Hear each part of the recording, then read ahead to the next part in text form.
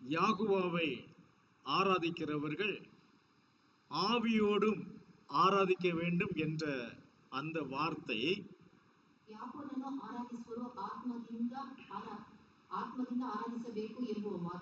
அது வேற எந்த இடத்திலாகிலும் இதே அர்த்தத்தில் இதே ஆவி வருகிறதா என்பதை நாம் தேடி பார்க்க வேண்டும்.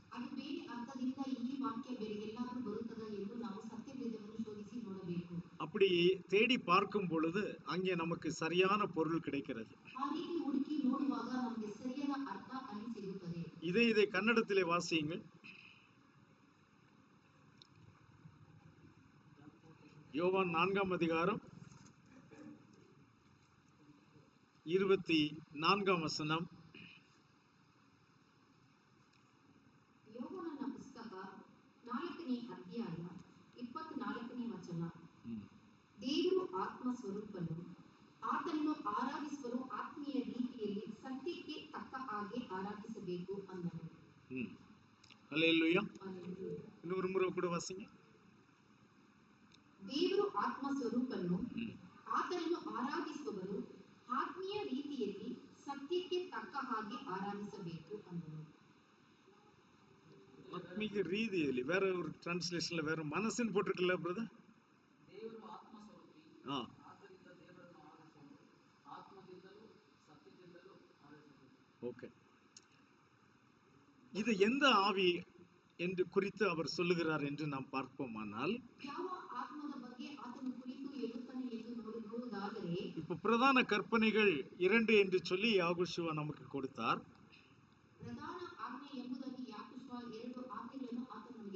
அந்த பிரதான கற்பனைகளை குறித்து மத்திய 22ஆம் அதிகாரம் 37ஆம் வசனம் நாம் வாசிக்கிறோம். Matthew chapter 22 verse 37. ಮತ್ತಾಯನ ಪುಸ್ತಕ 22ನೇ ಅಧ್ಯಾಯ 37ನೇ ವಚನ. ನಿನ್ನ ದೇವರಾಗಿರುವ ಯೆಹೋವನನ್ನು ನಿನ್ನ ಪೂರ್ಣ ಮನಸ್ಸಿನಿಂದಲೂ ನಿನ್ನ ಪೂರ್ಣ ಪ್ರಾಣದಿಂದಲೂ ನಿನ್ನ ಪೂರ್ಣ ಬುದ್ಧಿಯಿಂದಲೂ ಪ್ರೀತಿಸಬೇಕು ಎಂಬ ಆಜ್ಞೆಯೇ ಮುಖ್ಯವಾದದ್ದು. அல்லேலூயா. இங்கே சொல்லும் பொழுது நீ யாகுவாவை எப்படி நேசிக்க வேண்டும், எப்படி நீ அன்பு கூற வேண்டும் என்று அங்கே சொல்லிக் கொடுக்கும் பொழுது, உன் தேவனாகிய யாகுவாவிடத்தில் உன் முழு இருதயத்தோடும் உன் முழு ஆத்மாவோடும் உன் முழு மனதோடும் அன்பு கூறுவாயாக என்று சொல்லுகிறார். அல்லேலூயா. இப்ப இந்த இடத்துல ஆவி என்று வரக்கூடிய இடத்துல இங்கே மனது என்று போட்டிருக்கிறார்கள். அப்போ தேவனை ஆவியோடும் உண்மையோடும் ஆராதிக்க வேண்டும் என்றால் முழு மனதோடு அவரை ஆராதிக்க வேண்டும்.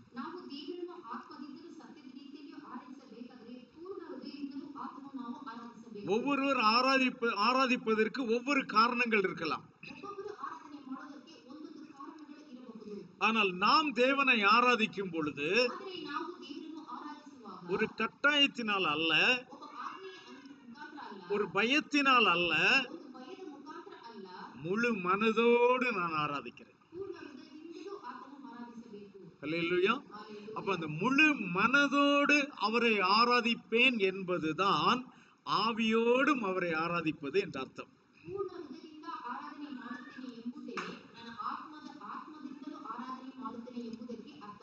ஆக உலகம் சொல்லிக் கொள்ளுகிற பிரகாரம் மாதிரி ஆவியோடு ஆராதிக்கணும்னு சொல்லியிருக்க, எல்லாரும் ஆவியில நிறைஞ்சி அந்நிய பாஷை பேசுங்கன்னு சொல்லக்கூடிய அந்த ஆராதனை இல்லை.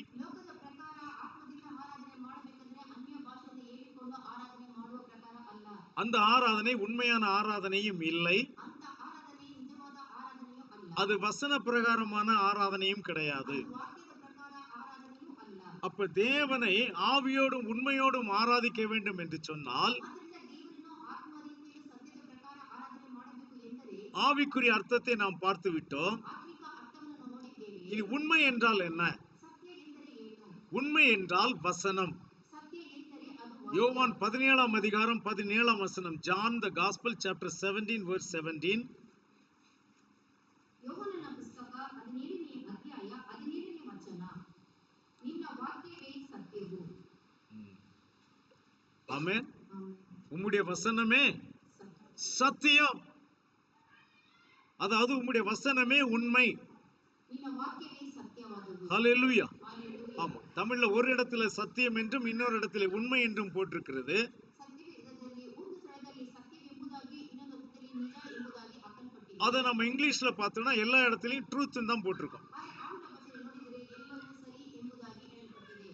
ஆக அவரை ஆவியோடும் உண்மையோடும் ஆராதிக்க வேண்டும் என்று சொன்னால் அந்த உண்மை என்பது வசனத்தின்படி அவரை ஆராதிக்க வேண்டும். ಆದ್ದರಿಂದ ಆತ್ಮದಿಂದಲೂ ಸತ್ಯದಿಂದಲೂ ಆತನು ಆರಾಧಿಸಬೇಕೆಂದರೆ ಆ ಸತ್ಯ ಎಂಬುದು ವಾರ್ತೆ ಪ್ರಕಾರ ನಾವು ಆತನನ್ನು ಆರಾಧಿಸಬೇಕು. நமக்கு நலமாய் தோன்றுகிறபடி எல்லாம் ஆராதிக்க முடியாது. ನಮಗೆ ಸರಿ ತೋಚುವ ಪ್ರಕಾರ ಎಲ್ಲ ನಾವು ದೇವರನ್ನು ಆರಾಧನೆ ಮಾಡಲು ಆಗುವುದಿಲ್ಲ. எப்படி அவரை ஆராதிக்க வேண்டும் என்று யாகுவா நமக்கு கற்றுக் கொடுத்திருக்கிறாரோ அந்த வழியில் மட்டும்தான் அவரை ஆராதிக்க வேண்டும். ಯಾವ ರೀತಿ ದೇವರನ್ನು ಆರಾಧನೆ ಮಾಡಬೇಕೆಂಬುದು ಯಾಕೋಬ ನಮಗೆ ಹೇಳಿಕೊಟ್ಟಿದ್ದಾರೋ ಅದರ ಪ್ರಕಾರ ನಾವು ಆತನನ್ನು ಆರಾಧನೆ ಮಾಡಬೇಕು. இப்போ ஆவியிலே ஆராதிக்கிறோம் என்று சொல்லி எல்லாரும் அந்நிய பாஷைகளை பேசுகிறார்களே, ಆತ್ಮೀಯ ರೀತಿಯಲ್ಲಿ ಆರಾಧನೆ ಮಾಡಬೇಕು ಎಂದರೆ ಎಲ್ಲರೂ ಅನ್ಯ ಭಾಷೆಯನ್ನು ಮಾತನಾಡುತ್ತಾರೆ. அது வசன பிரகாரமாக இருக்கிறதா ಅದು ವಾಕ್ಯದ ಪ್ರಕಾರ ಇದೆಯಾ என்று நாம் ஆராய்ந்து பார்க்கலாம். ಎಂಬುದಾಗಿ ನಾವು ಶೋಧಿಸಿ ನೋಡೋಣ. 1 கொரிந்தியர் 14ஆம் அதிகாரம்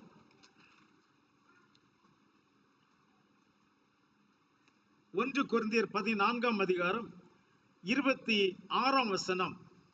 ಒಂದು ಕೊರಿಂಥೀಯರಿಗೆ ಪುಸ್ತಕ 14ನೇ ಅಧ್ಯಾಯ 26ನೇ ವಚನ. ಹಾಗಾದರೆ ಏನು ಸಹೋದರರೇ, ನೀವು ಕೂಡಿ ಬಂದಿರುವಾಗ ಒಬ್ಬನು ಆಡುವುದು, ಒಬ್ಬನು ಉಪದೇಶ ಮಾಡುವುದು, ಒಬ್ಬನು ತನಗೆ ಪ್ರಕಟವಾದುದನ್ನು ತಿಳಿಸುವುದು, ಒಬ್ಬನು ವಾಣಿ ಆಡುವುದು, ಒಬ್ಬನು ಅದರ ಅರ್ಥವನ್ನು ಹೇಳುವುದು ಉಂಟಷ್ಟೇ. ನೀವು ಏನು ನಡೆಸಿದರೂ ಅದು ಭಕ್ತಿ ವೃತ್ತಿಗಾಗಿಯೇ ನಡೆಸಿರಿ. நீங்கள் கூடி வந்திருக்கிற போது உங்களில் ஒருவன் சங்கீதம் பாடுகிறான், ஒருவன் போதகம் பண்ணுகிறான், ஒருவன் அந்நிய பாஷையை பேசுகிறான், ஒருவன் ரகசியத்தை வெளிப்படுத்துகிறான், ஒருவன் வியாக்கியானம் பண்ணுகிறான். சகோதரரே, இது என்ன? சகலமும் பக்தி விருத்திக்கு ஏதுவாக செய்யப்பட கடவது. அடுத்த வசனம். ವಾಣಿಯನ್ನಾಡುವುದಾದರೆ ಇಬ್ಬರು ಅಥವಾ ಅವಶ್ಯಕವಿದ್ದರೆ ಮೂವರಿಗಿಂತ ಹೆಚ್ಚಿನಲ್ಲದೆ ಒಬ್ಬರೊಬ್ಬರಾಗಿ ಮಾತನಾಡಬೇಕು. யாராவது அந்நிய பாஷையிலே பேசுகிறதுண்டானால் அது 2 பேர் மட்டில் அல்லது மிஞ்சினால் 3 பேர் மட்டில் அடங்கவும், அவர்கள் ஒவ்வொருவராய் பேசவும், ஒருவன் அர்த்தத்தை சொல்லவும் வேண்டும். சபை ஒழுங்கு எப்படி இருக்கிறது என்று பாருங்க. ಈ ಸಭೆಯು ಹೇಗಿದೆ ಎಂಬುದಾಗಿ ನೋಡಿರಿ. அந்நிய பாஷையிலே பேசி ஆராதிப்பது உண்டானால் ಅನ್ಯ ಭಾಷೆಯಲ್ಲಿ ಹೇಗೆ ಆರಾಧನೆ ಮಾಡಬೇಕಾದರೆ எத்தனை பேர் பேசலாம்? ಎಷ್ಟು ಜನ ಮಾತನಾಡಬೇಕು? வசனம் சொல்லுகிறது 2 பேர் அல்லது 3 பேர். ಸತ್ಯವೇದ ಹೇಳುತ್ತದೆ ಇಬ್ಬರು ಅಥವಾ ಮೂರು ಜನರು. அந்த 2 பேரும் 3 பேரும் ஒன்றாக பேச முடியாது. ಆ ಇಬ್ಬರಾಗಲಿ ಮೂವರಾಗಲಿ ಒಂದೇ ಸಮನಾಗಿ ಮಾತನಾಡಲು ಆಗುವುದಿಲ್ಲ. ஒரே நேரத்தில் பேசவும் முடியாது. ಒಂದೇ ಸಮಯದಲ್ಲಿ ಮಾತನಾಡಲು ಆಗುವುದಿಲ್ಲ. ஒருவர் பேச வேண்டும், ಒಬ್ಬರು ಮಾತನಾಡಬೇಕು, அதற்கு ஒருவர் அர்த்தம் சொல்ல வேண்டும், ಅದಕ್ಕೆ ಒಬ್ಬರು ಅರ್ಥವನ್ನು ತಿಳಿಸಬೇಕು, அதுக்கு பிறகு 2வது ஆள் பேச வேண்டும், ಅದಾದ ಮೇಲೆ ಎರಡನೇವನು ಮಾತನಾಡಬೇಕು, அதற்கும் அர்த்தம் சொல்ல வேண்டும். ಅದಕ್ಕೂ ಅರ್ಥವನ್ನು ಹೇಳಬೇಕು. இல்லையானால், ಇಲ್ಲದಿದ್ದರೆ அர்த்தம் சொல்லுகிறவன் இல்லையானால் ಅದರ ಅರ್ಥವನ್ನು ಹೇಳುವವನು அவர்கள் ಇಲ್ಲದಿದ್ದರೆ சபையிலே பேசக்கூடாது. ಅವರು ಸಭೆಯಲ್ಲಿ ಮಾತನಾಡಬಾರದು. சபையிலே அந்நிய பாஷை பேசக்கூடாது. ಸಭೆಯಲ್ಲಿ ಅನ್ಯ ಭಾಷೆಯನ್ನು ಮಾತನಾಡಬಾರದು. அதாவது அந்நிய பாஷை பேசக்கூடாது என்றல்ல, ಆದರೆ ಅನ್ಯ ಭಾಷೆ ಮಾತನಾಡಬಾರದು ಎಂಬುದಾಗಿ ಅಲ್ಲ, அதை அர்த்தம் சொல்லுகிறவன் இல்லை என்றால் பேசக்கூடாது. ಅದರ ಅರ್ಥವನ್ನು ತಿಳಿಸದೆ ಇರುವವನು ಇಲ್ಲದಿದ್ದರೆ ಮಾತನಾಡಬಾರದು. அப்ப இப்படி வசனம் இருக்க ಈ ರೀತಿ ವಾಕ್ಯ ಇದೆಯಲ್ಲವೇ? சபை முழுவதும் அந்நிய பாஷை பேசவும், ಸಭೆ ಪೂರ್ತಿ ಅನ್ಯ ಭಾಷೆ ಮಾತನಾಡಿದರೆ இங்கே ஆராதனை நடத்துகிறவர்கள் எல்லாரும் அந்நிய பாஷையில நிரம்புங்க, ஆவியில நிரம்புங்க, அந்நிய பாஷையில பேசுங்கன்னு சொல்லுவதும் ಇಲ್ಲಿ ಆರಾಧನೆ ನಡೆಸುವವರು ಎಲ್ಲರೂ ಅನ್ಯ ಭಾಷೆ ಮಾತನಾಡಿದರೆ ಎಲ್ಲರೂ ಅದು ಹೇಳುವಾಗ அது வசனத்தின்படி அல்ல. ಅದು ವಾಕ್ಯದ ಪ್ರಕಾರ ಅಲ್ಲ. வசனத்தின்படி அல்ல என்றாலும் கூட ವಾಕ್ಯದ ಪ್ರಕಾರ ಅಲ್ಲದಿದ್ದರೂ ಕೂಡ இது வசனத்துக்கு எதிராகவும் இருக்கிறது. ಇದು ವಾಕ್ಯಕ್ಕೆ ಎದುರಾಗಿ ಇದೆ. அங்கே வசனத்துக்கு எதிராக ஒருவர் ஆராதித்துக் கொண்டிருக்கும் பொழுது தேவன் அந்த ஆராதனை எப்படி ஏற்றுக்கொள்ளுவார்? ವಾಕ್ಯಕ್ಕೆ ವಿರುದ್ಧವಾಗಿ ಒಬ್ಬನು ಆರಾಧನೆ ಮಾಡುತ್ತಿದ್ದರೆ ಆ ಆರಾಧನೆಯನ್ನು ದೇವರು ಹೇಗೆ ಅದನ್ನು ಸ್ವೀಕರಿಸಿಕೊಳ್ಳುತ್ತಾನೆ? கண்டிப்பாக ஏற்றுக்கொள்ள மாட்டார். ಖಂಡಿತವಾಗಲೂ ಅದನ್ನು ಆತನು ಒಪ್ಪಿಕೊಳ್ಳುವುದಿಲ್ಲ. இப்பொழுது இப்படி ஆராதிக்கிறவர்கள் இதுதான் முதல் முறையாக இப்படி செய்கிறார்கள் என்று நீங்கள் பார்த்தீர்களானால் ಈ ರೀತಿ ಆರಾಧನೆ ಮಾಡಲು ಮೊದಲಾಗಿ ಈ ರೀತಿ ಮಾಡುತ್ತಾರೆ ಎಂದು ನೋಡಿದರೆ ஜனங்கள் என்ன நினைக்கிறார்கள் தெரியுமா? ಜನರು ಏನು ನೆನೆಸುತ್ತಾರೆ ಗೊತ್ತಾ? நான் என் மனதில் இருப்பது போல ஆராதித்தால் தேவன் அதை ஏற்றுக்கொள்வார் என்று நினைக்கிறார்கள். ನನ್ನ ಮನಸ್ಸಿನಲ್ಲಿ ಇರುವ ಪ್ರಕಾರ ನಾನು தேவன் அப்படியெல்லாம் ஏற்றுக்கொள்ள மாட்டார். ದೇವರು ಆ ರೀತಿ ಅದನ್ನು ಸ್ವೀಕರಿಸಿಕೊಳ್ಳುವುದಿಲ್ಲ. அவருடைய வார்த்தையின்படியே நாம் ஆராதித்தால் மட்டும்தான் அவர் ಆ ஏற்றுக்கொள்ளுவார். ವಾಕ್ಯದ ಪ್ರಕಾರ ಆರಾಧನೆ ಮಾಡಿದರೆ ಮಾತ್ರ ಆತನು ಒಪ್ಪಿಕೊಳ್ಳುತ್ತಾನೆ. ஏன்னா நம்முடைய மனது என்பது நல்ல மனது அல்ல. ಏಕೆಂದರೆ ನಮ್ಮ ಮನಸ್ಸು ಒಳ್ಳೆಯ ಮನಸ್ಸು ಅಲ್ಲ. அவர் உண்மையானவர். ಆತನು ಸತ್ಯವಂತನು. அப்ப அவருடைய உண்மையின்படியே தான் நாம் அவரை ஆராதிக்க வேண்டும். ಆತನ ಸತ್ಯದ ಪ್ರಕಾರ ನಾವು ಆರಾಧನೆ ಮಾಡಬೇಕು. எனக்கு சரி என்று தெரிகிறதை நான் செய்வேன், அதை யாகுவா ஏற்றுக்கொள்ள வேண்டும் என்று நாம் நினைப்போமானால் ನನಗೆ ಸರಿ ತೋಚಿದ್ದನ್ನು ನಾನು ಮಾಡುತ್ತೇನೆ, ಅದನ್ನು ಯಾವಾಗಲೂ ಸ್ವೀಕರಿಸಿಕೊಳ್ಳಬೇಕು ನೆನೆಸಿಕೊಳ್ಳುವುದಾದರೆ அவர் அதை ஏற்றுக்கொள்ள மாட்டார். ಅದನ್ನು ಆತನು ಸ್ವೀಕರಿಸಿಕೊಳ್ಳುವುದಿಲ್ಲ. அவருக்கு எப்படி வேண்டுமோ அப்படித்தான் நாம் ஆராதிக்க வேண்டும். ಆತನಿಗೆ ಯಾವ ರೀತಿ ಬೇಕೋ ಆ ರೀತಿ ನಾವು ಆರಾಧನೆ ಮಾಡಬೇಕು. இது இன்றைக்கு நேற்று என்று அல்ல, ಇದು ಇಂದು ನಿನ್ನೆ ಮಾತ್ರವಲ್ಲ, ஆதியாகமத்தில் இருந்தே இந்த பிரச்சனை இருக்கிறது. ಆದಿಕಾಂಡದಿಂದಲೂ ಈ ತೊಂದರೆ ಇದೆ. அங்கே ஆதியாகமத்திலே ஆபேலும் காயினும் தேவனுக்கு ஆராதனை செய்ய கடந்து போகும் பொழுது ಅಲ್ಲಿ ಕಾಯಿನು ಹೇಬೆಲನು ದೇವರಿಗೆ ಆರಾಧನೆ ಮಾಡಲು ಹೊರಟು ಹೋಗುವಾಗ ஆபேல் தனக்கு என்ன வெளிப்பாடு கிடைத்ததோ அதன்படியாக தேவனை ஆராதித்தார். ಅಲ್ಲಿ ಹೇಬೆಲನು ತನಗೆ ಯಾವ ರೀತಿ ಪ್ರಕಟಣೆ ಬಂತೋ ಆ ರೀತಿ ಆತನು ಆರಾಧನೆ ಮಾಡಿದನು. இப்பொழுது காயினும் அவருக்கு எப்படிப்பட்ட வெளிப்பாடு இருக்கிறதோ அதன்படியாக, அல்லது எப்படிப்பட்ட விருப்பம் இருக்கிறதோ அதன்படியாக அவரும் ஆராதனை செய்கிறார். ಕಾಯಿನನು ಸಹ ಆತನಿಗೆ ಯಾವ ರೀತಿ ಇಷ್ಟವಿತ್ತೋ ಆ ರೀತಿ ದೇವರಿಗೆ ಆರಾಧನೆ ಮಾಡಿದನು. ஆனால் இரண்டு பேருடைய ஆராதனையிலே ಆದರೆ ಇಬ್ಬರ ಆರಾಧನೆಯಲ್ಲಿಯೂ யாகுவா ஆபேலுடைய ஆராதனையை ஏற்றுக்கொண்டார். ಆದರೆ ಯಾಕೋಬನು ಹೇಬೆಲನ ಆರಾಧನೆಯನ್ನು ಸ್ವೀಕರಿಸಿದನು. இங்கே காயினுடைய ஆராதனை அவர் ஏற்றுக்கொள்ளவில்லை. ಕಾಯಿನನ ಕಾಣಿಕೆಯನ್ನು ಆತನು ಸ್ವೀಕರಿಸಿಕೊಳ್ಳಲಿಲ್ಲ. அது எப்படி தெரிந்தது? ஏற்றுக்கொண்டார் ஏற்றுக்கொள்ளவில்லை என்று எப்படி தெரிந்தது? ಆತನು ಸ್ವೀಕರಿಸಿದನ ಇಲ್ಲ ಎಂಬುದು ಹೇಗೆ ನಮಗೆ ತಿಳಿದು ಬರುತ್ತದೆ? யாகுவா அங்கே பேசினாரா? ಯಾಕೋಬ ಅಲ್ಲಿ ಮಾತನಾಡಿದನು. ஆபேலே உன்னுடைய ஆராதனை நான் ஏற்றுக்கொண்டேன் என்று யாகுவா பேசினாரா? ಹೇಬೆಲನೇ ನಿನ್ನ ಆರಾಧನೆಯನ್ನು ಸ್ವೀಕರಿಸಿದ್ದೇನೆ ಎಂದು ಯಾಕೋಬನು ಅಲ್ಲಿ ಮಾತನಾಡಿದ್ದಾರಾ? அல்லது காயினே நான் உன்னுடைய ஆராதனை ஏற்றுக்கொள்ளவில்லை என்று காயினோடு பேசினாரா? ಕಾಯಿನನೇ ನಿನ್ನ ಆರಾಧನೆಯನ್ನು ಸ್ವೀಕರಿಸಲಿಲ್ಲ ಎಂದು ದೇವರು ಕಾಯಿನನ ಬಳಿಯಲ್ಲಿ ಮಾತನಾಡಿದಾನ? அப்படி இல்ல. ಆ ರೀತಿ ಅಲ್ಲ. அங்கே ஏதோ ஒரு வித்தியாசம் நடந்திருக்கிறது. ಅಲ್ಲಿ ಯಾವುದೋ ಒಂದು ವ್ಯತ್ಯಾಸ ನಡೆದಿದೆ. சரியான ஒரு ஆராதனை ஒரு மனிதன் செய்யும் பொழுது ಸರಿಯಾದ ಆರಾಧನೆ ಮನುಷ್ಯನು ಮಾಡುವಾಗ சரியாக அவன் தேவ பிரசன்னத்திற்குள் வருகிறான். ಸರಿಯಾದ ದೇವರ ಪ್ರಸನ್ನತೆಗೆ ಆತನು ಬರುತ್ತಾನೆ. அந்த தேவ பிரசன்னம் அவன் முக ரூபத்தை மாற்றி விடுகிறது. ದೇವರ ಪ್ರಸನ್ನತೆ ಅವನ ಮುಖ ರೂಪವನ್ನು ಬದಲಾಯಿಸುತ್ತದೆ. இப்ப முகரூபம் மாறும் பொழுது ಆ ಮುಖ ರೂಪವು ಬದಲಾವಣೆ ಆಗುವಾಗ யாருடைய முகரூபம் மாறிட்டோ ಯಾರ ಮುಖ ಬದಲಾವಣೆ ಹೊಂದಿತ್ತೋ அவர்களுக்கு அது தெரியாது. ಅದು ಅವರಿಗೆ ಗೊತ್ತಾಗುವುದಿಲ್ಲ. ஆனால் எதிரே இருக்கிறவர்களுக்கு தெரியும். ಆದರೆ ಎದುರುಗಡೆ ನಿಂತಿರುವವರಿಗೆ ಅದು ಕಾಣಿಸುತ್ತದೆ. மோசே யாகுவாவுடைய சமூகத்தில் இரவும் பகலும் 40 நாள் தங்கி இருந்தார். ಮೋಶೆ ಯಾಕೋಬನ ಸಮ್ಮುಖದಲ್ಲಿ ರಾತ್ರಿ ಹಗಲು 40 ದಿವಸ ಆತನ ಸಮ್ಮುಖದಲ್ಲಿ ಇದ್ದನು. அந்த 40 நாட்கள் கழிந்து அவர் கீழே ஜனங்களை சந்திப்பதற்காக வருகிறார். 40 ದಿವಸ ಕಳೆದು ಆತನು ಜನರನ್ನು ದರ್ಶನ ಮಾಡಲು ಕೆಳಗೆ ಇಳಿದು ಬರುತ್ತಾನೆ. அப்பொழுது மனிதர்கள் காணக்கூடாத அளவுக்கு அவருடைய முகம் பிரகாசமாக இருந்தது. ಮನುಷ್ಯರು ನೋಡಲೇ ಆಗದಂತ ಆತನ ಮುಖ ಪ್ರಕಾಶಮಾನ ಹೊಂದಿತ್ತು. ஆனால் மோசே அதை அறியாதிருந்தார். ಆದರೆ ಮೋಶೆಗೆ ಅದು ತಿಳಿಯದೇ ಇತ್ತು. ஹல்லேலூயா. ಹಲ್ಲೆಲೂಯಾ. அவருடைய முகம் பிரகாசித்திருப்பதை அவர் அறியவில்லை. ಆತನ ಮುಖ ಪ್ರಕಾಶಮಾನ ಹೊಂದಿರುವುದು ಮೋಶೆಗೆ ಗೊತ್ತಿರಲಿಲ್ಲ. ஆனால் அவரை பார்த்த ஜனங்கள் அறிந்து கொண்டார்கள். ಆದರೆ ಮೋಶೆನ ನೋಡಿದಂತ ಜನರು ಅದನ್ನು சோ ತಿಳಿದುಕೊಂಡರು. தேவனுடைய வார்த்தையின்படி, தேவனுடைய சித்தத்தின்படி ஆபேல் செய்த ஆராதனையை யாகுவா ஏற்றுக்கொண்டார். ದೇವರ ಚಿತ್ತದ ಪ್ರಕಾರ ಮಾಡಿದಂತ ಆರಾಧನೆಯನ್ನು ಹೇಬೆಲನು ಮಾಡಿದ ಆರಾಧನೆಯನ್ನು ಯಾಕೋಬನು ಸ್ವೀಕರಿಸಿದನು. அங்கே அவன் முகச்சாயல் மாறி இருப்பதை காயின் கண்டான்.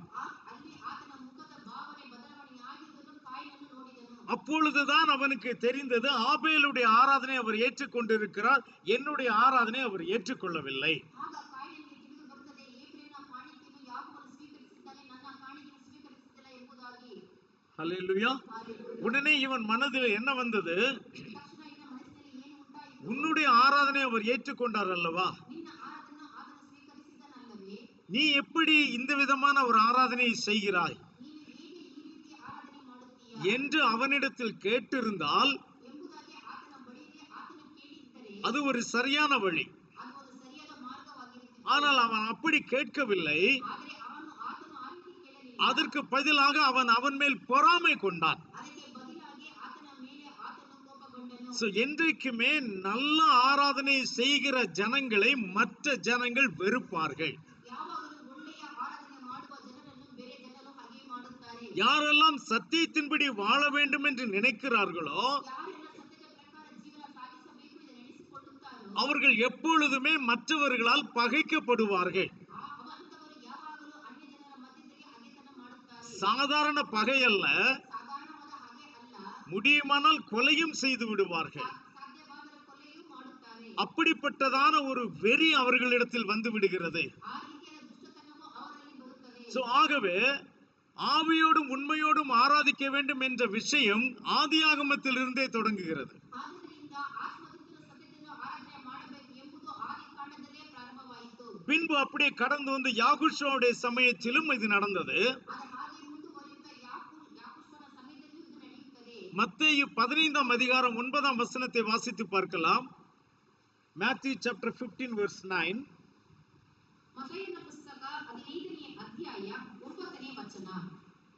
ಮನುಷ್ಯರು ಕಲ್ಪಿಸಿದ ಕಟ್ಟಳೆಗಳನ್ನು ಅವರು ಬೋಧಿಸಿರುವುದರಿಂದ ನನಗೆ ಭಕ್ತಿ ತೋರಿಸುವುದು ವ್ಯರ್ಥ ಎಂಬುದೇ. ஹல்லேலூயா. மனுஷருடைய கற்பனைகளை உபதேசங்களாக போதித்து இந்த ஜனங்கள் எனக்கு வீணாய் ஆராதனை செய்கிறார்கள் என்று தீர்க்கதரிசி நன்றாய் சொல்லி இருக்கிறான் என்றார். ஹல்லேலூயா. அப்போ ஆராதனை செய்வதிலும் கூட வீணாய் செய்கிற ஒரு ஆராதனை இருக்கிறது. ಆರಾಧನೆ ಮಾಡುವುದರಲ್ಲೂ ವ್ಯರ್ಥವಾದ ಆರಾಧನೆಯೂ ಇದೆ.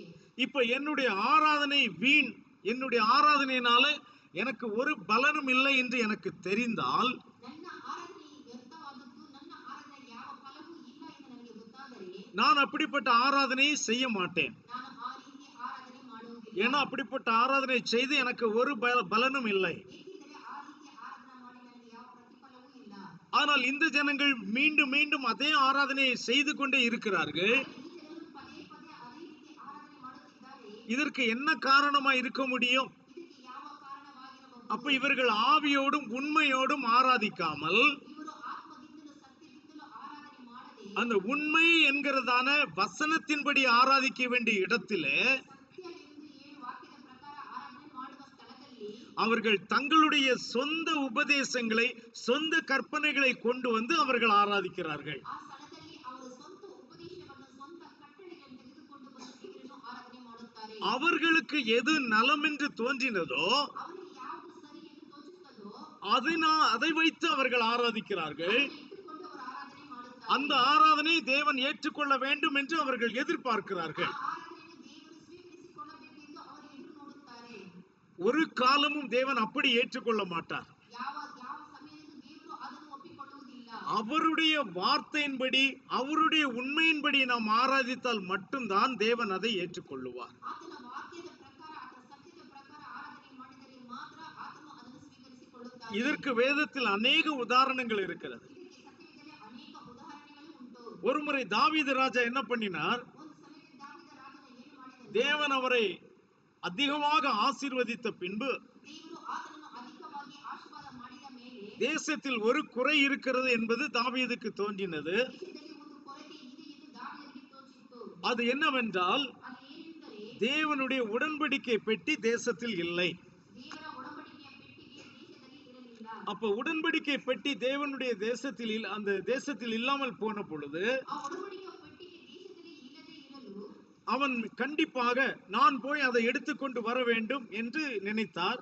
ಖಂಡಿತವಾಗಲೂ ನಾನು ಅದನ್ನು ತೆಗೆದುಕೊಂಡು ಬರಬೇಕು ಎಂದು ನೆನೆಸಿಕೊಂಡನು. அது ஒரு தப்பான எண்ணம் என்று யாரும் சொல்ல முடியாது. ಅದು ಒಂದು ತಪ್ಪಾದ ಭಾವನೆ ಎಂದು ಯಾರು ಹೇಳಲು அவன் ಆಗುವುದಿಲ್ಲ. உண்மையாகவே தேவனுடைய மனிதனாக இருந்தபடியினாலே தான் ಅವನು ನಿಜವಾಗಲೂ ದೇವರ ಮನುಷ್ಯನಾಗಿ ಇರುವುದರಿಂದ நான் அதை எடுத்துக்கொண்டு வர வேண்டும் என்று நினைத்தார். ನಾನು ಅದನ್ನು ತೆಗೆದುಕೊಂಡು ಬರಬೇಕು ಎಂದು ನೆನೆಸಿಕೊಂಡನು. நிச்சயமாக தேவனும் அதை அங்கீகரித்திருப்பார். ಖಂಡಿತವಾಗಲೂ ದೇವರು ಅದನ್ನು ಅಂಗೀಕರಿಸುತ್ತಿದ್ದನು. ஆனால் இவர் என்ன செய்தார்? ಆದರೆ ಈತನು ಏನು ಮಾಡಿದನು? தன்னிடத்தில் அதிக செல்வம் இருக்கிறபடியினாலே ಆತನ ಬಳಿಯಲ್ಲಿ ತುಂಬಾ ಐಶ್ವರ್ಯಗಳು ಇರುವುದರಿಂದ இவர் என்ன பண்ணினார்? அழகான ஒரு வண்டியை உருவாக்கி ಒಂದು ಅಂದವಾದ ಬಂಡಿಯನ್ನು ಆತನು ಉಂಟು ಮಾಡಿ அதற்கு அழகான காளைகளை பூட்டி ಅದಕ್ಕೆ ಚಂದವಾದ ಎತ್ತುಗಳನ್ನು ಜೋಡಿಸಿ அந்த உடன்படிக்கையை பெட்டி எடுத்துக்கொள்ள வர வேண்டும் என்று நினைத்தார். ಆ ಒಡಂಬಡಿಕೆಯ ಪೆಟ್ಟಿಗೆ ತೆಗೆದುಕೊಂಡು ಬರಬೇಕು ಎಂದು ನೆನೆಸಿಕೊಂಡನು. சோ அப்படி நினைத்து அவர் உடன்படிக்கை பெட்டியை எடுத்துக்கொண்டு வரும் பொழுது ಆ ರೀತಿ ನೆನೆಸಿಕೊಂಡು ಆತನ ಒಡಂಬಡಿಕೆಯ ಪೆಟ್ಟಿಗೆಯನ್ನು ತೆಗೆದುಕೊಂಡು ಬರುವಾಗ ஒரு இடத்தில் வரும் பொழுது மாடு அசைந்தது, வண்டி அசைந்தது. ಒಂದು ಸ್ಥಳದಲ್ಲಿ ಬಂದಾಗ வண்டி அசைந்ததுனால உடன்படிக்கை பெட்டியும் அசைந்தது. ಬಂಡಿ ಜರುಗಿದ್ದರಿಂದ ಬಂಡಿಯಲ್ಲಿದ್ದಂತ ಒಡಂಬಡಿಕೆ ಪೆಟ್ಟಿಗೆಯು ಜರುಗಿತು. அப்பொழுது அது கீழே விழக்கூடாதபடிக்கு ஒருவன், அது ஊசா என்கிற ஒருவன் அதை பிடிக்கும்படி போனான். ಅದು ಕೆಳಗಡೆ ಬೀಳದಂತೆ ಹಿಡಿದುಕೊಳ್ಳಲು ಉಷಾ ಎಂಬವನು ಅದನ್ನು ಹಿಡಿದುಕೊಂಡನು. அப்பொழுது தேவன் அவனை அடித்தார். ಆಗ ದೇವರು ಆತನನ್ನು ಹೊಡೆದನು. அவன் அந்த இடத்திலேயே செத்து போனான். ಅವನು ಅದೇ ಸ್ಥಳದಲ್ಲಿ ಸತ್ತು ಹೋದನು. இப்பொழுது தாவீதுக்கு மிகவும் பயம் உண்டாயிற்று. ಈಗ ದಾವೀದನಿಗೆ ತುಂಬಾ ಭಯ ಉಂಟಾಯಿತು. என்ன செய்தான் பாருங்க. ಆತನು ಏನು ಮಾಡಿದನೆಂಬುದಾಗಿ ನೋಡಿರಿ. இப்ப இந்த பெட்டி ஊருக்கு வெளியே இருக்கும் பொழுதே மரணத்தை கொண்டு வந்தால், ಈ ಪೆಟ್ಟಿಗೆ ಊರಿನ ಹೊರಗಡೆ ಇರುವಾಗಲೇ ಮರಣವನ್ನು ತಂದಿಯಲ್ಲವೇ? இதை நான் எப்படி தேசத்திற்குள் கொண்டு செல்லுவேன்? ಇದು ಹೇಗೆ ನನ್ನ ದೇಶದೊಳಗೆ ತೆಗೆದುಕೊಂಡು ಹೋಗುವೆ? தேசத்திற்குள் கொண்டு போனால் அங்கே என்ன நடக்கும்? ದೇಶದಲ್ಲಿ ತೆಗೆದುಕೊಂಡು ಹೋದರೆ ಅಲ್ಲಿ ಏನು ನಡೆಯುತ್ತದೆ? இப்ப ஜனங்கள் அதனால அநேகர் செத்து போவார்களானால், ಜನರು ಅನೇಕರು ಇದರ ಮುಖಾಂತರ ಸಾಯುತ್ತಾರಲ್ಲವೇ? அப்ப நான் தேசத்துக்கு ஜனத்துக்கு மிகவும் துரோகம் பண்ணினவனாவேன். ಆಗ ನಾನು ದೇಶಕ್ಕೂ ಜನರಿಗೂ ದ್ರೋಹ ಮಾಡಿದಂತ ಆಗುತ್ತದೆ. சோ எப்படி இந்த பெட்டியை நான் தேசத்திற்குள் கொண்டு போவது என்று அவனே கேட்டுக்கொண்டு, ಈಗ ಈ ಪೆಟ್ಟಿಗೆಯನ್ನು ದೇಶದಲ್ಲಿ ತೆಗೆದುಕೊಂಡು ಹೋಗಬೇಕು ಎಂದು ನೆನೆಸಿಕೊಂಡು அவன் என்ன செய்தான், பக்கத்தில் இருந்த அந்த சம்பவம் நடந்த பக்கத்தில் இருந்த ஒரு வீட்டில் அந்த பெட்டியை கொண்டு வைத்து விட்டான். ಈ ಸಂಭವ ನಡೆದಂತ ಊರಿನಲ್ಲಿರುವ ಒಬ್ಬ ಮನುಷ್ಯನ ಮನೆಯಲ್ಲಿ ಆ ಪೆಟ್ಟಿಗೆ ತೆಗೆದುಕೊಂಡು அந்த மனிதனுடைய பெயர் ஓபேத் ஏதோம் என்பது. ಆ ಮನುಷ್ಯನ ಹೆಸರು ಓಬೇದೋಮನು. நாம் 2 சாமுவேல் 6ஆம் அதிகாரத்தில் இதை வாசிக்கிறோம். ನಾವು 2 ಸಾಮುವೇಲನ ಪುಸ್ತಕ 6ನೇ ಅಧ್ಯಾಯದಲ್ಲಿ ಓದುತ್ತೇವೆ. 2 Samuel chapter 6 verse 11 2 ಸಾಮುವೇಲನ ಪುಸ್ತಕ 6ನೇ ಅಧ್ಯಾಯ 11ನೇ ವಚನ. அல்லது 9 10 வாசிங்க. First 9 10 9 and 10. ಆ ದಿವಸ ದಾವೀದನು ಯಾಕೋಬನಿಗೆ ಭಯಪಟ್ಟು ಯಾಕೋಬನ ಮಂಜೂಷವನ್ನು ನಾನಿರುವಲ್ಲಿಗೆ ತೆಗೆದುಕೊಂಡು ಹೋಗುವುದು ಹೇಗೆ ಎಂದುಕೊಂಡು ಆತನು ದಾವೀದ ನಗರಕ್ಕೆ ತರಲೊಲ್ಲದೆ ಗತ್ ಊರಿನ ಓಬೇದೋಮನ ಮನೆಗೆ ಕಳುಹಿಸಿದನು. அப்ப தாவீது இந்த பயந்து விட்டான். இதை எப்படி நான் தலைநகரத்துக்குள்ளே நான் இதை கொண்டு போக முடியும்? ನಾನು ಹೇಗೆ ದೇಶಕ್ಕೆ ತೆಗೆದುಕೊಂಡು ಹೋಗಬೇಕು? ஆகவே அவன் பக்கத்தில் இருந்ததான அதை ஓபேத் ஏதோமின் வீட்டிலே வைத்து விட்டான். ಅದು ಅವನ ಊರಿನ ಪಕ್ಕದಲ್ಲಿ ಇದ್ದಂತ ಓಬೇದೋಮನ ಮನೆಯಲ್ಲಿ ಅದನ್ನು ಇಟ್ಟು ಬಿಟ್ಟನು. வைத்து விட்டு எல்லாரும் தலைநகருக்கு போய் விட்டார்கள். ಅದನ್ನು ಇಟ್ಟು ಬಿಟ್ಟು ಎಲ್ಲರೂ ಅವರ ಊರಿಗೆ ಹೋದರು. இப்போ அங்கே போன பிறகு என்ன நடக்கிறது? ಈಗ ಆತನು ಹೋದ ಮೇಲೆ ಏನು ನಡೆಯುತ್ತದೆ? 11ஆம் வசனம் 11 12. ಯಾಕೋಬನ ಮಂಜೂಷವು ಗತ್ ಊರಿನ ಓಬೇದೋಮನ ಮನೆಯಲ್ಲಿ 3 ತಿಂಗಳು ಇತ್ತು. ಆ ಕಾಲದಲ್ಲಿ ಯಾಕೋಬನು ಅವನನ್ನು ಅವನ ಮನೆಯವರನ್ನು ಆಶೀರ್ವದಿಸಿದನು. ಯಾಕೋಬನು ಹೀಗೆ ತನ್ನ ಮಂಜೂಷದ ದೆಸೆಯಿಂದ ಓಬೇದೋಮನನ್ನು ಅವನಿಗಿರುವುದೆಲ್ಲವನ್ನು ಆಶೀರ್ವದಿಸಿದ್ದಾನೆ ಎಂಬ ವರ್ತಮಾನವು ದಾವೀದನಿಗೆ ಮುಟ್ಟಿದಾಗ ಅವನು ಹೋಗಿ ಓಬೇದೋಮನ ಮನೆಯಲ್ಲಿ ಇದ್ದಂತ ದೇವರ ಮಂಜೂಷವನ್ನು ಉತ್ಸವದಿಂದ ದಾವೀದ ನಗರಕ್ಕೆ ತಂದನು. அல்லேலூயா. அல்லேಲೂಯಾ. யாகோவுடைய பெட்டி கிச்சியனாகிய ஓபேத் ஏதோமின் வீட்டிலே 3 மாதம் இருக்கையில் யாகோவா ஓபேத் ஏதோமையும் அவன் வீட்டார் அனைவரையும் ஆசீர்வதித்தார். தேவனுடைய பெட்டி நிமித்தம் யாகோவா ஓபேத் ஏதோமின் வீட்டையும் அவனுக்கு உண்டான எல்லாவற்றையும் ஆசீர்வதித்தார் என்று தாவீது ராஜாவுக்கு அறிவிக்கப்பட்டது. அப்பொழுது தாவீது தேவனுடைய பெட்டியை ஓபேத் ஏதோமின் வீட்டிலிருந்து தாவீது நகரத்துக்கு மகிழ்ச்சியுடனே கொண்டு வந்தான். அல்லேலூயா. பாருங்க, அந்த பெட்டியில சாபம் இருக்கிறது என்று பயந்துதான், அல்லது மரணம் இருக்கு என்று பயந்துதான் ஓபேத் ஏதோமின் வீட்டிலே அந்த பெட்டியை விட்டு வந்தான். ಆ ಒಡಂಬಡಿಕೆಯ ಪೆಟ್ಟಿಗೆಯಲ್ಲಿ ಸಾವು ಇದೆ, ಮರಣ ಇದೆ ಎಂದು ಭಯದಿಂದಲೇ ಆ ಪೆಟ್ಟಿಗೆಯನ್ನು ಓಬೇದೋಮನ ಮನೆಯಲ್ಲಿ ಇಟ್ಟು ಬಂದರು. 3 மாதத்திற்கு பிறகு 3 ತಿಂಗಳ ನಂತರ யாரோ ஒரு நல்ல மனிதன் போய் தாவீதிடத்திலே சொல்லுகிறான். ಯಾರೋ ಒಬ್ಬ ಒಳ್ಳೆ ಮನುಷ್ಯನು ಹೋಗಿ ದಾವೀದನ ಬಳಿಯಲ್ಲಿ ಹೇಳುತ್ತಾನೆ. 3 மாசத்துக்கு முன்னால அவன் நிலைமை எப்படி இருந்துச்சு, 3 ತಿಂಗಳಿಂದ ಹಿಂದಿನ ಕಾಲದಲ್ಲಿ ಅವನ ಪರಿಸ್ಥಿತಿ ಯಾವ ರೀತಿ ಇತ್ತು, இப்ப பார்த்தா ஊரையே வாங்கிடுவான் போல இருக்கு, அவ்வளவு வசதி அவனுக்கு வந்துருச்சு அப்படின்னு. ಈಗ ನೋಡಿದರೆ ಅವನ ಊರನ್ನು ಕೊಂಡುಕೊಳ್ಳುವ ಹಾಗೆ ಅವನಿಗೆ ಐಶ್ವರ್ಯಗಳು ಬಂದಿವೆ. சோ அந்த நல்ல மனுஷனுக்கு அது பொறுக்கல. ಆ ಒಳ್ಳೆ ಮನುಷ್ಯನಿಗೆ ಅದು ಇಷ್ಟವಾಗಲಿಲ್ಲ. உடனே ஓடி போய் தாவீதினிடத்தில் சொல்லுகிறான், ಅವನು ತಕ್ಷಣ ಓಡಿ ಹೋಗಿ ದಾವೀದನಿಗೆ ತಿಳಿಸುತ್ತಾನೆ. மாரியா நீ பெட்டியை வச்சிட்டு வந்தல்ல, ನೋಡು, ನೀನು ಪೆಟ್ಟಿಗೆಯನ್ನು ಇಟ್ಟು ಬಂದಿಯಲ್ಲ, அந்த பெட்டியின் காரணமாக அந்த ஓபேத் ஏதோம் ஆசீர்வதிக்கப்பட்டிருக்கிறான். ಆ ಒಡಂಬಡಿಕೆಯ ಮಂಜೂಷದಿಂದ ಆ ಓಬೇದೋಮನು ಆಶೀರ್ವಾದ ಪಡೆದಿದ್ದಾನೆ. 3 மாசத்துல எவ்வளவு பெரிய ஆசீர்வாதம் வந்துரும். 3 ತಿಂಗಳಲ್ಲಿ ಅದೆಷ್ಟು ದೊಡ್ಡ ಆಶೀರ್ವಾದ ಬರಬಹುದು. ஆனால் அவ்வளவு ஆசீர்வாதம் அந்த 3 மாதத்திற்குள் வந்தது. ಅಷ್ಟು ಆಶೀರ್ವಾದ ಬರೀ 3 அதுவும் இந்த மனிதன் போய் என்ன தகவலை சொல்லுகிறான்? ಆದರೆ ಈ ಮನುಷ್ಯನು ಓಡಿ ಹೋಗಿ ದಾವೀದನಿಗೆ ಯಾವ ವಿಷಯವನ್ನು ತಿಳಿಸುತ್ತಾನೆ? ஓபேத்ஏதோம் நன்றாக இருக்கிறான், ஆசீர்வதிக்கப்பட்டிருக்கிறான் என்று சொன்னால் பரவாயில்லை. ಓಬೇದನು ಚೆನ್ನಾಗಿದ್ದಾನೆ, ಆಶೀರ್ವಾದ ಹೊಂದಿದ್ದಾನೆ ಎಂದು ಹೇಳಿದರೆ ಪರವಾಗಿಲ್ಲ.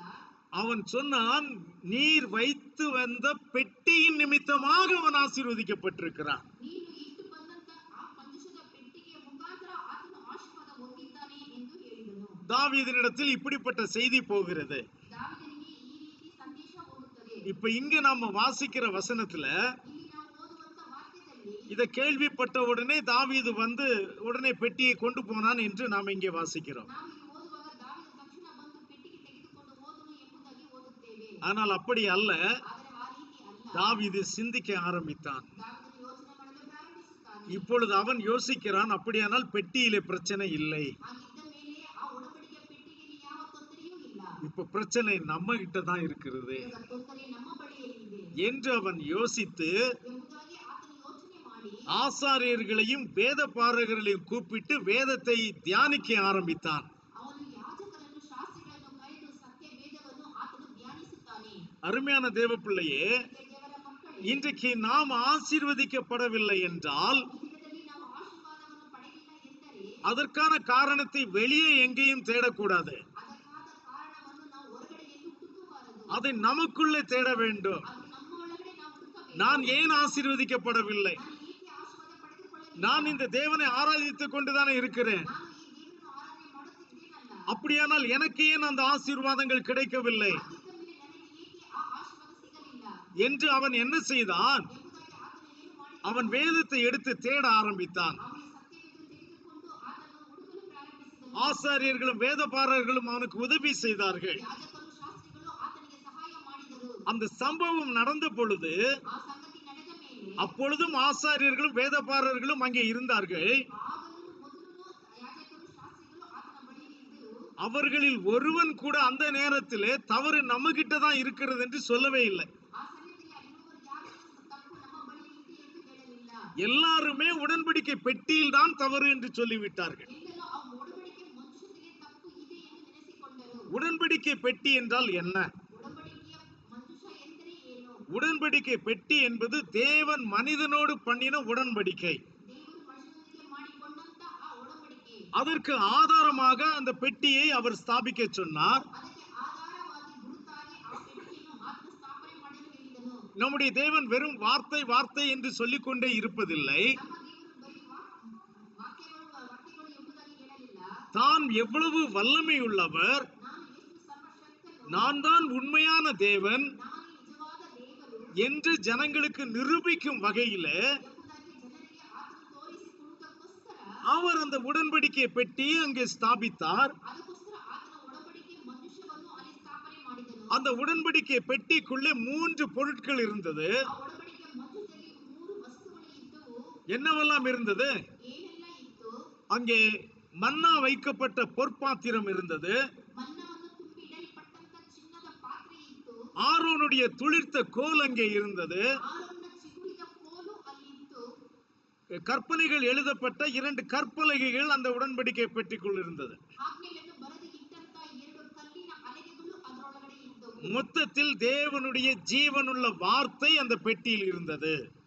ಆತನ ಸಮ್ಮುಖದಲ್ಲಿ ದೇವರ ಜೀವವುಳ್ಳ ವಾಕ್ಯಗಳು ಅದರಲ್ಲಿ ಇದ್ದವು. சோ அந்த ஜீவனுள்ள வார்த்தையில எந்த பிரச்சனையும் கிடையாது. ಜೀವವುಳ್ಳ ವಾಕ್ಯದಲ್ಲಿ ಯಾವ ತೊಂದರೆಯೂ ಇಲ್ಲ. ஆனால் அந்த வார்த்தையை தவறாக நாம் கைக்கொள்வோமானால் ಆದರೆ ಆ ವಾಕ್ಯವನ್ನು ತಪ್ಪಾಗಿ ನಡೆಸಿದಾದರೆ நம்ம கற்பனையில வாசிக்கிறோம் இல்லையா? ಆಜ್ಞೆಯಲ್ಲಿ ನಾವು ಓದುತ್ತೇವಲ್ಲವೇ? யாகோவுடைய நாமத்தை வீணிலே வழங்காது இருப்பாயாக. ಯಾಕೋನ ಹೆಸರನ್ನು ಅಯೋಗ್ಯಕಾರ್ಯಕ್ಕಾಗಿ ಎತ್ತಬಾರದು. வீணிலே வழங்குகிறவனை தண்டியாமல் விடார். ಆತನ ಹೆಸರನ್ನು ಅಯೋಗ್ಯಕಾರ್ಯ ದೆವ್ವವನ್ನು ದಂಡಿಸದೆ ಆತನು ಬಿಡುವುದಿಲ್ಲ. அல்லேலூயா. அல்லேಲೂಯಾ. அதே போலதான் தேவனுடைய வார்த்தையும் நாம் வீணாக பயன்படுத்த முடியாது. ದೇವರ ವಾಕ್ಯಗಳನ್ನು ನಾವು ವ್ಯರ್ಥವಾಗಿ ಉಪಯೋಗಿಸಲು ಆಗುವುದಿಲ್ಲ. காரணம் ஒவ்வொரு முறையும் தேவனுடைய வார்த்தை ஒரு நோக்கத்திற்கென்று அனுப்பப்படுகிறது. ಪ್ರತಿಯೊಂದು ವಾಕ್ಯವನ್ನು ದೇವರು ಒಂದು ವಿಷಯಕ್ಕಾಗಿ ಆತನು ಕಳಿಸಿಕೊಡುತ್ತಾನೆ. அல்லேலூயா. அப்போ அவர் எந்த நோக்கத்திற்கென்று அந்த வார்த்தையை அனுப்புகிறாரோ ಯಾವ ಉದ್ದೇಶಕ್ಕೋಸ್ಕರ ಆತನ ವಾಕ್ಯವನ್ನು ಆತನು ಕಳಿಸಿಕೊಡುತ್ತಾನೋ அந்த நோக்கத்தை அந்த வசனம் நிறைவேற்றி விடுகிறது. ಆ ಉದ್ದೇಶವನ್ನು ಆ ವಾಕ್ಯಗಳು ನೆರವೇರಿಸುತ್ತವೆ. அதுதான் யாகுவா அந்த வார்த்தையை அனுப்பினார் என்பதற்கு அடையாளம். ಅದುವೇ ಯಾಕೋವನೇ ಆ ವಾಕ್ಯಗಳನ್ನು ಕಳಿಸಿದ್ದಾನೆ ಎಂಬುದಕ್ಕೆ சங்கீதம் 107 வசனம் 20 என்ன சொல்லுகிறது என்று பாருங்கள். Psalm 107 verse 20. 107ನೇ ಕೀರ್ತನೆ 20ನೇ ವಚನ. ಆತನು ದೂತನು ಎಂಬಂತೆ ತನ್ನ ವಾಕ್ಯವನ್ನು ಕಳುಹಿಸಿ ಅವರನ್ನು ಗುಣಪಡಿಸಿದನು, ಸಮಾಧಿಗೆ ಸೇರದಂತೆ ಮಾಡಿದನು. அவர் தம்முடைய வசனத்தை அனுப்பி அவர்களை சுகப்படுத்தினார் என்று நாம் வாசிக்கிறோம். அல்லேலூயா. ஆமா, தன்னுடைய வசனத்தை அனுப்பி, தன்னுடைய வார்த்தையை அனுப்பி அவர்களை சுகப்படுத்தினார். ತನ್ನ ವಾಕ್ಯವನ್ನು ಕಳುಹಿಸಿ ಅವರನ್ನು ಗುಣಪಡಿಸಿದನು. அப்ப வார்த்தையை அனுப்புவதற்கு ஒரு நோக்கம் இருந்ததா? ವಾಕ್ಯವನ್ನು ಕಳಿಸುವುದಕ್ಕೆ ಒಂದು ಉದ್ದೇಶವಿತ್ತು. அப்ப அந்த வார்த்தையை அனுப்புவதற்கு இருந்த நோக்கம் என்ன? ಆ ವಾಕ್ಯವನ್ನು ಕಳಿಸುವುದಕ್ಕೆ ಇರುವಂತಹ ಆ ಉದ್ದೇಶವೇನು? சுகம் இல்லாமல் இருக்கிறவர்களை சுகப்படுத்துவதற்காக. ಅನಾರೋಗ್ಯದಿಂದ ಇರುವವರನ್ನು ಆತನು ಆರೋಗ್ಯಪಡಿಸುವುದಕ್ಕೋಸ್ಕರ. சோ அந்த நோக்கத்திற்காக வசனம் அனுப்பப்படுகிறது. ಆ ಉದ್ದೇಶಕ್ಕೋಸ್ಕರ ವಾಕ್ಯಗಳನ್ನು ಕಳಿಸಲ್ಪಡುತ್ತವೆ. தேவனுடைய வார்த்தை என்பது மிகவும் வல்லமையுள்ள வார்த்தை. ದೇವರ ವಾಕ್ಯಗಳು ಸರ್ವವುಳ್ಳ ವಾಕ್ಯಗಳಾಗಿವೆ. அதை அவர் காரணம் இல்லாமல் அனுப்ப மாட்டார். ಅವರು ಯಾವ ಕಾರಣವಿಲ್ಲದೆ ಅದನ್ನು ಕಳಿಸುವುದಿಲ್ಲ. ஏசாயா 55 அதிகாரம் 11 வசனம் என்ன சொல்லுகிறது என்று பாருங்கள். Isaiah chapter 55 verse 11. ಯೆಶಾಯನ ಪುಸ್ತಕ 55ನೇ ಅಧ್ಯಾಯ 11ನೇ ವಚನ. 55 11. ஓகே. ಮಳೆಯ ಬಿಂಬವು ಆಕಾಶದಿಂದ ಬಿದ್ದು ಭೂಮಿಯನ್ನು ತೋಯಿಸಿ ಹಸಿರುಗೊಳಿಸಿ ಫಲಿಸುವಂತೆ ಮಾಡಿ, ಬಿತ್ತುವವನಿಗೆ ಬೀಜವನ್ನು ಉಣ್ಣುವವನಿಗೆ ಆಹಾರವನ್ನು ಒದಗಿಸದ ಹೊರತು ಹೇಗೆ ಆಕಾಶಕ್ಕೆ ಸುಮ್ಮನೆ ಹಿಂತಿರುಗುವುದಿಲ್ಲವೋ ಹಾಗೆಯೇ ನನ್ನ ಬಾಯಿಂದ ಹೊರಟ ಮಾತು ನನ್ನ ಇಷ್ಟಾರ್ಥವನ್ನು ನೆರವೇರಿಸಿ ನನ್ನ ಉದ್ದೇಶವನ್ನು ಕೈಗೂಡಿಸದೆ ಹೊರತು ನನ್ನ ಕಡೆಗೆ ವ್ಯರ್ಥವಾಗಿ ಹಿಂತಿರುಗುವುದಿಲ್ಲ. ஆமென். ஹல்லேலூயா. ಹಲ್ಲೆಲೂಯಾ. அப்படியே என் வாயிலிருந்து புறப்படும் வசனமும் இருக்கும், அது வெறுமையா என்னிடத்திற்கு திரும்பாமல் அது நான் விரும்புகிறதை செய்து நான் அதை அனுப்பின காரியம் ஆகும்படி வாய்க்கும். அல்லேலூயா. இப்ப எந்த நோக்கத்திற்கென்று யாகுவா அந்த வசனத்தை அனுப்புகிறாரோ ಯಾವ ಉದ್ದೇಶಕ್ಕೋಸ್ಕರ ಆತನು ತನ್ನ ವಾಕ್ಯಗಳನ್ನು ಕಳಿಸಿಕೊಡುತ್ತಾನೋ அந்த நோக்கத்தை அந்த வசனம் கண்டிப்பாக நிறைவேற்றும். ಆ ಉದ್ದೇಶವನ್ನು ಆ ವಾಕ್ಯ ಖಂಡಿತವಾಗೂ ನೆರವೇರಿಸುತ್ತದೆ. சோ அப்படித்தான் அந்த ஓபேத்ஏதோமின் வீட்டிலே அந்த உடன்படிக்கை பெட்டி இருக்கும் பொழுது ಅದೇ ರೀತಿ ಓಬೇದೋಮನ ಮನೆಯಲ್ಲಿ ಆ ಒಡಂಬಡಿಕೆಯ ಮಂಜೂಷವು ಇದ್ದಾಗ அவர் ஆசீர்வதிக்கப்பட்டார். ಆತನು ಆಶೀರ್ವಾದ ಹೊಂದಿದನು. ஏன்னா வசனத்துல எந்த குழப்பமும் இல்லை, ಏಕೆಂದರೆ ವಾಕ್ಯದಲ್ಲಿ ಯಾವ ಗೊಂದಲವೂ ಇಲ್ಲ, உடன்படிக்கை பெட்டியில் எந்த குழப்பமும் இல்லை. ಒಡಂಬಡಿಕೆಯ ಮಂಜೂಷದಲ್ಲಿ ಯಾವ ಗೊಂದಲವೂ ಇಲ್ಲ. அப்ப அது அனுப்பப்பட்ட வேலையை செய்யாவிட்டால் ಅದು ಕಳಿಸಿದಂತಹ ಕೆಲಸವನ್ನು ಮಾಡದೆ ಹೋದರೆ என்னிடத்தில் தான் பிரச்சனை இருக்கிறது. ನನ್ನ ಬಳಿಯೇ ತೊಂದರೆ ಇದೆ. சோ இந்த செய்தி தாவீது கேட்ட பின்பாக ಈ ಸಂದೇಶವನ್ನು ದಾವೀದನು ಕೇಳಿದ ಮೇಲೆ அவன் யோசிக்க ஆரம்பிக்கிறான். ಆತನು ಯೋಚನೆ ಮಾಡಲು ಪ್ರಾರಂಭಿಸುತ್ತಾನೆ. அவனோடு இருக்கிற ஆசாரியர்களும் வேத பாரகர்களும் யோசிக்க ஆரம்பிக்கிறார்கள். ತನ್ನ ಬಳಿಯಲ್ಲಿ ಇದ್ದಂತಹ ಯಾಜಕರು ಶಾಸ್ತ್ರಿಗಳು ಯೋಚನೆ ಮಾಡಲು வேதத்தை புரட்டி பார்க்கிறார்கள். ಸತ್ಯವೇದವನ್ನು ಅವರು ಶೋಧಿಸಿ ನೋಡುತ್ತಾರೆ. தப்பு எங்கே இருக்கிறது? ತಪ್ಪು ಎಲ್ಲಿದೆ? 1 நாளாகமம் ஃபர்ஸ்ட் கிரானிக்கல்ஸ் 1 நாளாகமம் 15ஆம் அதிகாரம் 13ஆம் வசனம். ಒಂದು ಪೂರ್ವಕಾಲ ವೃತ್ತ 15ನೇ ಅಧ್ಯಾಯ 13ನೇ ವಚನ. ನೀವು ಮೊದಲನೆಯ ಸಾರಿ ಇರಲಿಲ್ಲವಾದುದರಿಂದ ನಮ್ಮ ದೇವರಾದ ಯಾಹುವನು ತನ್ನ ಸನ್ನಿಧಿಗೆ ವಿಧಿ ವಿರೋಧವಾಗಿ ಬಂದು ನಮ್ಮಲ್ಲಿ ಒಬ್ಬನನ್ನು ಸಂಹರಿಸಿದನೆಷ್ಟೇ ಎಂದು ಹೇಳಲು, முதலில் நீங்கள் அதை சுமக்காதபடியினாலும் நாம் நம்முடைய தேவனாகிய யாகுவாவை நியாயமானபடியே தேடாதே போனபடியினாலும் அவர் நமக்குள்ளே அடிவிழ பண்ணினார். அல்லேலூயா. அப்போ முதலில் நீங்கள் அதை சுமக்காதபடியினாலும் ಮೊದಲು ನೀವು ಅದನ್ನು ಹೊರಲಿಲ್ಲವಾದುದರಿಂದ தேவனுடைய உடன்படிக்கை பெட்டி ದೇವರ ಒಡಂಬಡಿಕೆಯ ಮಂಜೂಷವು ஆசாரியர்களுடைய தோள்களிலே சுமக்கப்பட வேண்டும். ಯಾಜಕರ ಎದೆಯ ಮೇಲೆ ಅದು ಹೊತ್ತುಕೊಳ್ಳಬೇಕು. அதுதான் நியமம். ಅದುವೇ ನಿಯಮ. அப்ப எவ்வளவு பெரிய ஐஸ்வர்யம் உள்ளவனா நீ மாறினாலும் சரி, ಎಷ್ಟು ದೊಡ್ಡ ಐಶ್ವರ್ಯವಂತನಾಗಿ ನೀನು ಬದಲಾವಣೆ ಆದರೂ ಸರಿಯೇ, நீ எவ்வளவு ஃபேமஸான ஆளானாலும் சரி, ಎಷ್ಟು ಪ್ರಸಿದ್ಧವಾದ ಮನುಷ್ಯನಾದರೂ ಸರಿಯೇ, தேவனுடைய வார்த்தையோடு நீ விளையாடக்கூடாது. ದೇವರ ವಾಕ್ಯದಲ್ಲಿ ನೀನು ಆಟ ಆಡಬಾರದು. வார்த்தையோடு விளையாடினால் அங்கே மரண அடி விழுவது நிச்சயம். ವಾಕ್ಯದಲ್ಲಿ ನೀನು ಆಟವಾಡಿದರೆ ನಿನಗೆ ಮರಣ ಲಭಿಸುವುದು ಖಂಡಿತ. ஆம், அருமையான தேவ பிள்ளையே, ಹೌದು ಪ್ರಿಯ ದೇವರ ಮಕ್ಕಳೇ, உங்களுக்கு எது நல்லது என்று தெரிந்ததை செய்வதை யாகுவா ஏற்றுக்கொள்ள வேண்டும் என்ற அவசியம் இல்லை. ನಿಮಗೆ ಸರಿ ತೋಚಿದ್ದನ್ನು ಮಾಡಿದರೆ ಯಾಕೋಬು ಸ್ವೀಕರಿಸಿಕೊಳ್ಳಬೇಕು ಎಂಬ ಅವಶ್ಯಕವಿಲ್ಲ. வார்த்தையின்படியே இருந்தால் ವಾಕ್ಯದ ಪ್ರಕಾರ ಇದ್ದರೆ அவர் கண்டிப்பாக அதை ஏற்றுக்கொள்ளுவார். ಆತನು ಖಂಡಿತವಾಗಲೂ ಅದನ್ನು ಒಪ್ಪಿಕೊಳ್ಳುತ್ತಾನೆ. அல்லேலூயா.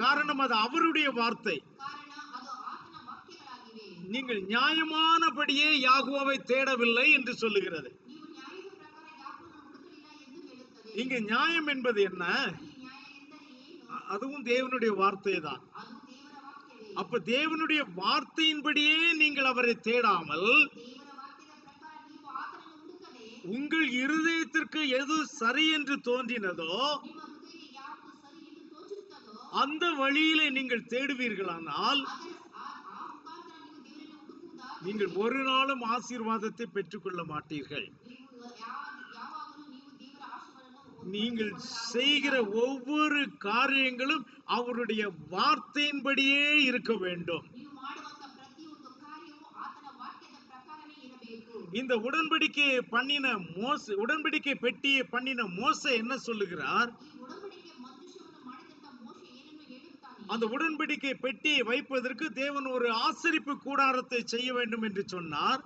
ಒಡಂಬಡಿಕೆ ಪೆಟ್ಟಿಗೆಯನ್ನು ಮಾಡುವುದಕ್ಕೆ ಆ ಒಂದು ಗುಡಾರವನ್ನು ಮಾಡಬೇಕು ಎಂಬುದಾಗಿ ಹೇಳುತ್ತಾನೆ. நீங்கள் யாத்திராகமம் 25ஆம் அதிகாரத்திலிருந்து தொடர்ந்து நீங்கள் வாசித்துக் கொண்டு வந்தீர்களானால் ವಿಮೋಚನಾ ಕಾಂಡ 25ನೇ ಅಧ್ಯಾಯದಲ್ಲಿ ನೀವು ಓದುತ್ತಾ ಮುಂದುವರಿಸಿಕೊಂಡು ಬಂದರೆ ஒவ்வொரு அதிகாரத்திலும் ஒரு விஷயத்தை நீங்கள் அங்கே கவனிக்க முடியும். ಒಂದೊಂದು ಅಧ್ಯಾಯದಲ್ಲಿ ಒಂದೊಂದು ವಿಷಯಗಳನ್ನು ಗಮನಿಸಬಹುದು.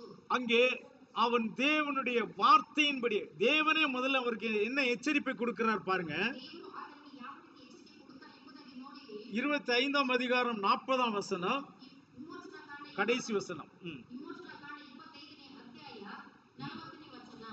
ಬೆಟ್ಟದಲ್ಲಿ ನಾನು ನಿನಗೆ ತೋರಿಸಿದ ಮಾದರಿಯ ಪ್ರಕಾರವೇ ಎಲ್ಲವನ್ನು ಮಾಡಿಸಬೇಕು ನೋಡು. ஆமென். அல்லேலூயா. மலையிலே உனக்கு காண்பிக்கப்பட்ட மாதிரியின்படியே நீ செய்ய வேண்டும் என்று யாகுவா அங்கே அவனுக்கு ஞாபகப்படுத்துகிறார். அதே போல தொடர்ந்து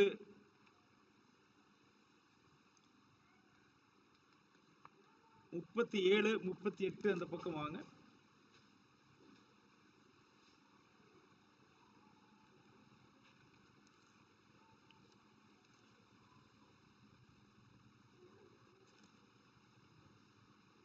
சரி, 39ஆம் அதிகாரம் 42, 43ஆம் வசனங்களை வாசிக்கலாம். ವಿಮೋಚನಾ ಕಾಂಡ 39ನೇ ಅಧ್ಯಾಯ 42, 43 ವಚನಗಳು. ಯಾಕೋಬನು ಮೋಶೆಗೆ ಆಜ್ಞಾಪಿಸಿದಂತೆಯೇ ಇಸ್ರಾಯೇಲರು ಆ ಕೆಲಸವನ್ನು ಮಾಡಿದರು. ಅವರು ಮಾಡಿದ ಕೆಲಸವನ್ನು ಮೋಶೆ ಪರೀಕ್ಷಿಸಲಾಗಿ ಯಾಕೋಬನ ಅಪ್ಪಣೆಯಂತೆಯೇ ಅವರು ಎಲ್ಲವನ್ನು ಮಾಡಿ ಮುಗಿಸಿದರೆಂದು ತಿಳ್ಕೊಂಡು ಅವರನ್ನು ಆಶೀರ್ವದಿಸಿದನು. ஆமென். அல்லேலூயா. அல்லேலூயா. யாகுவா மோசேக்கு கற்பித்தபடியெல்லாம் இஸ்ரவேல் புத்திரர் சகல வேலைகளையும் செய்தார்கள். மோசே அந்த வேலைகளை எல்லாம் பார்த்தான். யாகுவா கற்பித்தபடியே அதை செய்திருந்தார்கள். மோசே அவர்களை ஆசீர்வதித்தான். இனி 40ஆம் அதிகாரம் 16ஆம் வசனத்தை பார்க்கலாம். 40 verse 16. ಯಾಕೋಬನು ಆಜ್ಞಾಪಿಸಿದಂತೆಯೇ ಮೋಶೆ ಎಲ್ಲವನ್ನು ಮಾಡಿದನು. அல்லேலூயா. யாகுவா தனக்கு கற்பித்தபடியெல்லாம் மோசே செய்தான். அப்படி நிறைய வசனங்கள் இருக்கு. அதுல 19, 32 இப்படி ஒவ்வொரு வசனங்கள் இதுல 3-4 வசனங்கள் இருக்குது. எல்லா வசனங்களுமே யாகுவா கற்பித்தபடியே மோசே செய்தான் என்று வரும். ಎಲ್ಲದರಲ್ಲೂ ಯಾಕೋಬನು ಆಜ್ಞಾಪಿಸಿದಂತೆಯೇ ಮೋಶೆ ಮಾಡಿದನು ಎಂಬುದಾಗಿ ಬರುತ್ತದೆ. 34ஆம் வசனம். 40, 34. ಆಗ ಮೇಘವು ದೇವದರ್ಶಕ ಗುಡಾರವನ್ನು ಮುಚ್ಚಿತ್ತು, ಯಾಕೋಬನ ತೇಜಸ್ಸು ಗುಡಾರವನ್ನು ತುಂಬಿತ್ತು. அப்ப யாகுவா கற்பித்தபடியே அவன் சகலத்தையும் செய்து முடித்த உடனே ಯಾಕೋಬನು ಆಜ್ಞಾಪಿಸಿದಂತೆಯೇ ಸಕಲವನ್ನು ಆತನು ಮಾಡಿ ಮುಗಿಸಿದ ಮೇಲೆ தேவனுடைய மகிமை வந்து அந்த இடத்தை மூடிட்டு. ದೇವರ ತೇಜಸ್ಸು ಬಂದು ಅದನ್ನು ತುಂಬಿತ್ತು. ஹல்லேலூயா. அப்ப யாகுவா கற்பித்தபடியே நாம் செய்யும் பொழுது ಯಾಕೋಬನು ಆಜ್ಞಾಪಿಸಿದಂತೆ ನಾವು ಮಾಡುವಾಗ அவர்கள் செய்த வேலையை தேவன் அங்கீகரித்தார் என்பதற்கு அடையாளமாக ஒரு மேகம் வந்து அதை மூடிவிடுகிறது. ಆತನು ಮಾಡಿದ ಅವರು ಮಾಡಿದ ಕೆಲಸವನ್ನು ಆತನು ಸ್ವೀಕರಿಸಿದನು ಎಂಬುದಾಗಿ ಮೇಘವು ಬಂದು ಅದನ್ನು ಮುಚ್ಚಿಕೊಳ್ಳುತ್ತದೆ. இப்ப தேவனுடைய வார்த்தையின்படியே ஒருவன் ஆராதனை செய்யும் பொழுது ದೇವರ ವಾಕ್ಯದ ಪ್ರಕಾರ ಒಬ್ಬನು ಆರಾಧನೆ ಮಾಡುವುದಾದರೆ அங்கே ஆபேலுடைய முகம் மகிமை அடைந்தது. ಅಲ್ಲಿ ಏಬೆಲನ ಮುಖವು ಮಹಿಮೆ ಹೊಂದಿತ್ತು. தேவனுடைய வார்த்தையின்படியே மோசே செய்யும் பொழுது ದೇವರ ವಾಕ್ಯದಂತೆಯೇ ಮೋಶೆ ಮಾಡಿದಾಗ அவனுடைய முகம் பிரகாசமாய் மாறினது. ಆತನ ಮುಖವು ಪ್ರಕಾಶಮಾನ ಹೊಂದಿತ್ತು. ஆக தேவனுடைய வார்த்தையின்படியே நாம் செய்யும் பொழுது ಅದೇ ರೀತಿ ದೇವರ ವಾಕ್ಯದ ಪ್ರಕಾರ ನಾವು ಮಾಡುವಾಗ தேவன் அதை நிச்சயமாக அங்கீகரிக்கிறார். ದೇವರು ಖಂಡಿತವಾಗಲೂ ಅದನ್ನು ಅಂಗೀಕರಿಸುತ್ತಾನೆ. ஹல்லேலூயா. ಹಲ್ಲೆಲೂಯಾ. ஆனால் நம்முடைய விருப்பத்தின்படி செய்வோமானால் ಆದರೆ ನಮ್ಮ ಇಷ್ಟದ ಪ್ರಕಾರ ಮಾಡುವುದಾದರೆ தாவீதுக்கு நடந்ததுதான் நமக்கும் நடக்கும். ದಾವೀದನಿಗೆ ನಡೆದ ಪ್ರಕಾರವೇ ನಮಗೂ ನಡೆಯುತ್ತದೆ. இப்ப தாவீது என்ன சொன்னார்? ದಾವೀದನು ಏನನ್ನು ಹೇಳುತ್ತಾನೆ? முதலிலே நீங்கள் அதை சுமக்காமல் போனபடியினாலும் ಮೊದಲು ನೀವು ಅದನ್ನು ಹೊರಗೆ ಒದದ್ದರಿಂದ நம்முடைய தேவனாகிய யாகுவாவை நாம் நியாயமானபடியே தேடாமல் போனபடியினாலும் ನಮ್ಮ ದೇವರಾದ ಯಾಹೋವನನ್ನು ನಾವು ನ್ಯಾಯವಾಗಿ ಆತನ ಹುಡುಕದೆ ಹೋಗಿದ್ದರೆ அவர் நமக்குள்ளே அடி விழ பண்ணினார். ಆತನು ನಮ್ಮೊಳಗಡೆ ಏಟು ಬಿಡಲು ಮಾಡಿದನು. அருமையான தேவ பிள்ளையே, ಅಂತೆ ದೇವರ ಮಕ್ಕಳೇ, அவரை ஆவியோடும் உண்மையோடும் நாம் ஆராதிக்க வேண்டும் என்று சொன்னால் ಆತನನ್ನು ಆತ್ಮದಿಂದಲೂ ಸತ್ಯದಿಂದಲೂ ಆರಾಧನೆ ಮಾಡಬೇಕು ಎಂದರೆ நமக்கு தோன்றுகிறபடி அல்ல, ನಮಗೆ ತೋಚಿದ ಪ್ರಕಾರ ಅಲ್ಲ, அவருடைய வார்த்தையின்படியே நீ செய்ய வேண்டும். ಆತನ ವಾಕ್ಯದ ಪ್ರಕಾರ ನಾವು ಮಾಡಬೇಕು. அவருடைய வார்த்தையின்படி செய்தால் மட்டுமே ಆತನ ವಾಕ್ಯದ ಪ್ರಕಾರ ಮಾಡಿದರೆ ಮಾತ್ರನೇ அந்த ஆராதனையை அவர் அங்கீகரிப்பார். ಅಂತ ಆರಾಧನೆಯನ್ನು ಆತನು ಅಂಗೀಕರಿಸುತ್ತಾನೆ. நமக்கு அநேக விஷயங்கள் நலமாக தோன்றலாம். ನಮಗೆ ಅನೇಕ ವಿಷಯಗಳು ಒಳ್ಳೆಯದಾಗಿ ತೋಚುತ್ತವೆ. நம்முடைய ஜனங்களில் அநேகர் வந்து பாஸ்டர் அதை இப்படி செய்தா நல்லா இருக்குமா, இப்படி செய்தா நல்லா இருக்குமா என்று ஆலோசனைகள் சொல்லலாம். ನಮ್ಮಲ್ಲಿ ಅನೇಕರು ಬಂದು ಸೇವಕರೇ ನಾವು ಈ ರೀತಿ ಮಾಡಲ್ವಾ, ಆ ರೀತಿ ಮಾಡೋಣ ಆಲೋಚನೆ ಹೇಳಬಹುದು. ஆனால் நான் அதை கேட்டுவிட்டு இது வசனத்தின்படி இல்லை என்றால் நான் வேண்டாம் என்று சொல்லிவிடுவேன். ಆದರೆ ನಾನು ಅದನ್ನು ಕೇಳಿಕೊಂಡು ವಾಕ್ಯದ ಪ್ರಕಾರ ಇಲ್ಲದಿದ್ದರೆ ನಾನು ಬೇಡ ಎಂದು ಹೇಳುತ್ತೇನೆ. அப்பொழுது சில சமயங்களிலே உங்களுக்கு வருத்தம் உண்டாகலாம். ಕೆಲವು ಸಮಯದಲ್ಲಿ ನಿಮಗೆ ಅದರಿಂದ ನಿಮಗೆ ಬೇಜಾರು ஆனால் நீங்கள் வருத்தப்பட வேண்டிய அவசியமே கிடையாது. ಆದ್ದರಿಂದ ನೀವು ಕಳವಳ ಪಡುವ ಅವಶ್ಯಕತೆಯೇ ಇಲ್ಲ. நீங்கள் வசனத்தின்படியாக எதை கொண்டு வந்தாலும் அதை அப்படியே நான் அங்கீகரித்துக் கொள்வேன். ಆದರೆ ನೀವು ವಾಕ್ಯದ ಪ್ರಕಾರ ಯಾವನ್ನು ತೆಗೆದುಕೊಂಡು ಬರುತ್ತೀರೋ ನಾನು ಅದನ್ನು ಹಾಗೆ ಅಂಗೀಕರಿಸಿ அதன்படியாக நாம் செய்யும் பொழுது ಅದರ ಪ್ರಕಾರ ನಾವು ಮಾಡುವಾಗ அதை யாகுவா அங்கீகரித்துக் கொள்ளுவார். ಯಾರು ಅಂಗೀಕರಿಸಿಕೊಳ್ಳುತ್ತಾರೆ. நாம் செய்கிற ஒவ்வொரு வேலையையும் ನಾವು ಮಾಡುವಂತ ಪ್ರತಿಯೊಂದು ವೇಳೆ அவருடைய வார்த்தையின்படி செய்கிறோமா, அவருடைய சித்தத்தின்படி செய்கிறோமா என்று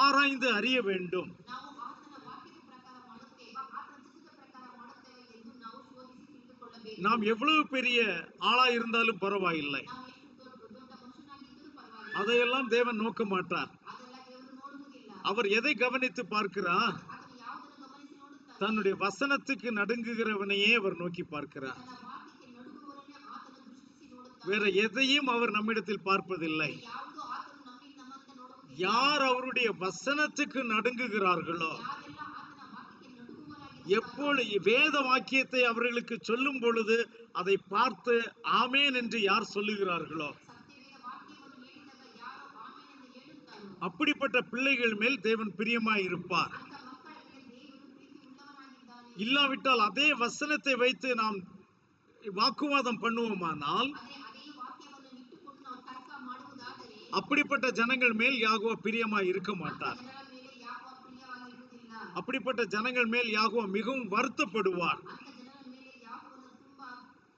ಕಳವಳಗೊಳ್ಳುತ್ತಾರೆ. ஒருவேளை புரியவில்லை என்று வைத்துக் கொள்ளுங்கள், ಒಂದು ವೇಳೆ ನಿಮಗೆ ಅರ್ಥವಾಗಿಲ್ಲ ಎಂದು ತಿಳಿದುಕೊಳ್ಳಿರಿ, நாம் ஜெபிக்கலாம்.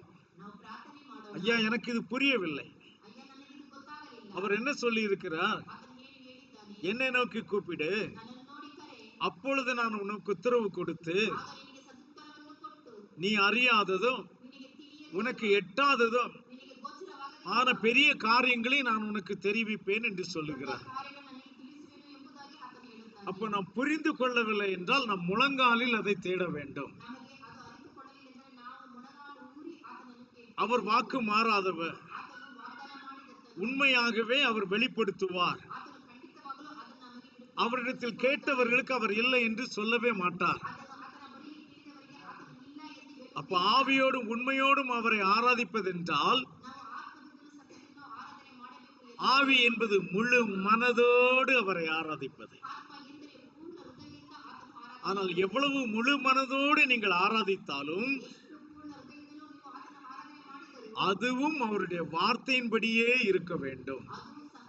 ಆತನ ವಾಕ್ಯದ ಪ್ರಕಾರ ಇರಬೇಕು. அப்பொழுதுதான் அது அங்கீகரிக்கப்படும். ಹಾಗಿದ್ದರೆ ಮಾತ್ರ ಆತನು ಅಂಗೀಕರಿಸುತ್ತಾನೆ. நாம் அநேகர் வார்த்தைகளை அறிந்திருக்கிறோம், ನಾವು ಅನೇಕರು ವಾರ್ತೆಯನ್ನು ತಿಳಿದಿದ್ದೇವೆ, ஆனால் வார்த்தைக்கு நாம் கீழ்ப்படிவதில்லை. ಆದರೆ ನಾವು ಆ ವಾಕ್ಯಕ್ಕೆ ವಿಧೇಯರಾಗಿರುವುದಿಲ್ಲ. அநேகர் வசனத்தை எவ்வளவு தூரம் விளக்கி காட்டினாலும் அது உண்மை என்று ஒத்துக்கொள்வதில்லை. ಅನೇಕರು ವಾಕ್ಯವನ್ನು ಎಷ್ಟು ವಿವರವಾಗಿ ತಿಳಿಸಿಕೊಟ್ಟರೂ ಅದು ನಿಜ ಎಂದು ಕೆಲವರು ಒಪ್ಪಿಕೊಳ್ಳುವುದಿಲ್ಲ. ஆனால் யாரை அவர் நோக்கி பார்ப்பார்? ಆದರೆ ಯಾರನ್ನು ಆತನು ದೃಷ್ಟಿಸಿ ನೋಡುತ್ತಾನೆ? என் வசனத்துக்கு நடுங்குகிறவனையே நோக்கி பார்ப்பேன். ತನ್ನ ವಾಕ್ಯಕ್ಕೆ ನಡುಗುವವರನ್ನು ಆತನು ದೃಷ್ಟಿಸಿ அப்ப ஆவியோடும் உண்மையோடும் அவரை ஆராதிக்க வேண்டும். ಆತ್ಮದಿಂದಲೂ ಸತ್ಯದಿಂದಲೂ ನಾವು ಆತನು ಆರಾಧಿಸಬೇಕು. அப்படி என்று யார் விரும்புகிறார்கள்?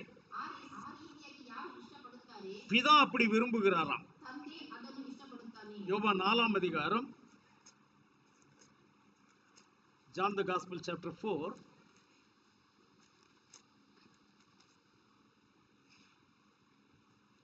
verse 23.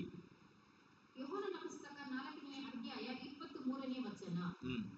ಅದಿರಲಿ ಸತ್ಯ ಭಾವದಿಂದ ಆರಾಧನೆ ಮಾಡುವವರು ಆತ್ಮೀಯ ರೀತಿಯಲ್ಲಿ ಸತ್ಯಕ್ಕೆ ತಕ್ಕ ಹಾಗೆ ತಂದೆಯನ್ನು ಆರಾಧಿಸುವ ಕಾಲ ಬರುತ್ತದೆ, ಅದು ಈಗಲೇ ಬಂದಿದೆ.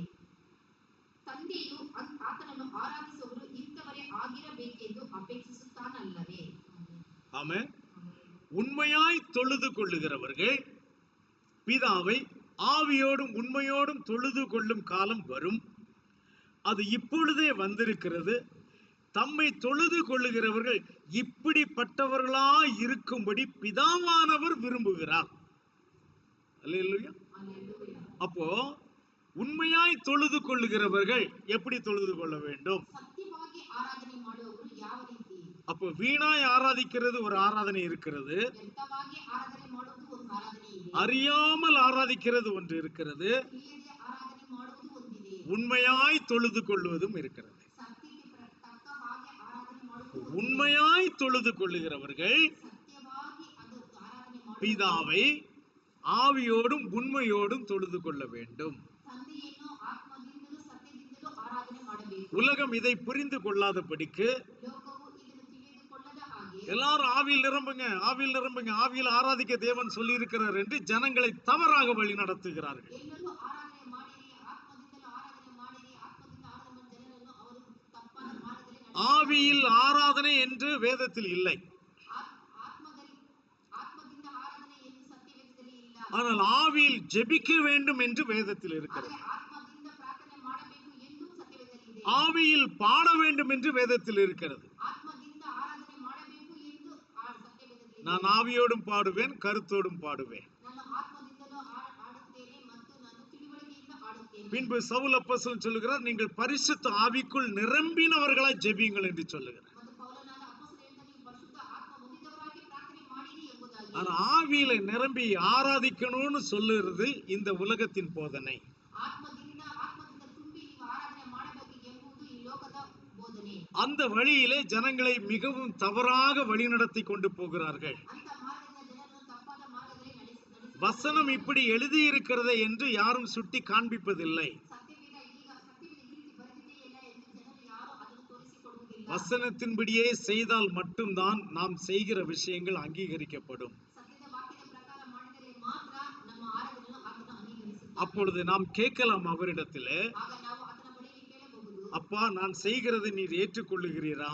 ನಾನು ಮಾಡುವುದನ್ನು ನೀನು ಒಪ್ಪಿಕೊಳ್ಳುತ್ತೀಯಾ? நான் வசனத்தின்படியே உம்மை ஆராதிக்கிறேனா? ನಾನು ಸತ್ಯದ ವಾಕ್ಯದ ಪ್ರಕಾರ ಆರಾಧನೆ ಮಾಡುತ್ತೇನೆ, இல்லையானால் நான் தவறு செய்கிறேனா? ತಪ್ಪು ಮಾಡುತ್ತೇನಾ? எனக்கு அதை வெளிப்படுத்தும் ನನಗೆ ಅದನ್ನು ತೋರಿಸಿಕೊಡು. என்று உண்மையாய் நீங்கள் அவரிடத்தில் கேட்பீர்களானால் ನೀವು ಸತ್ಯವಾಗಿ ಆತನ ಬಳಿಯಲ್ಲಿ ನೀವು ಕೇಳುವುದಾದರೆ அவர் கண்டிப்பாக உங்களுக்கு வெளிப்படுத்துவார். ಖಂಡಿತವಾಗಲೂ ಆತನು ನಿಮಗೆ ತಿಳಿಸಿಕೊಡುತ್ತಾನೆ. உங்கள் ஆராதனை அவர் கண்டிப்பாக அப்பொழுது ஏற்றுக்கொள்ளுவார். ಆರಾಧನೆ ಖಂಡಿತವಾಗಲೂ ಆತನು ಅದನ್ನು ಸ್ವೀಕರಿಸಿಕೊಳ್ಳುತ್ತಾನೆ. சோ உண்மையோடு அவரை ஆராதிக்க நாம் அவருக்கு ஒப்பு கொடுக்கலாம். ಸತ್ಯದ ಪ್ರಕಾರ ನಾವು ಆತನು ಆರಾಧನೆ ಮಾಡೋದಕ್ಕೆ ನಮ್ಮನ್ನು ಒಪ್ಪಿಸಿಕೊಡೋಣ. அப்படிப்பட்டவர்களாய் இருக்கும்படி பிதாவானவர் விரும்புகிறார். ಅಂತವರಾಗಿರಬೇಕೆಂದು ತಂದೆ ಅಪೇಕ್ಷಿಸುತ್ತಾನೆ. சோ பிதா விரும்புகிற ஒரு ஆராதனையை செய்கிற ஜனங்களாய் நாம் காணப்படுவார். ತಂದೆಯು ಇಷ್ಟಪಡುವ ಪ್ರಕಾರ ಆರಾಧನೆ ಮಾಡುವವರಾಗಿ ನಾವು ಕಾಣೋಣ. கூட்டங்களை பார்த்து நாம் ஏமாந்து போகக்கூடாது. ಗುಂಪನ್ನು ನೋಡಿ ನಾವು ಮೋಸ ಹೋಗಬಾರದು. அதிகம் படித்தவர்களை பார்த்து நாம் ஏமாந்து போகக்கூடாது. ತುಂಬಾ ಬುದ್ಧಿವಂತರನ್ನು ನೋಡಿ ನಾವು ಮೋಸ ಹೋಗಬಾರದು.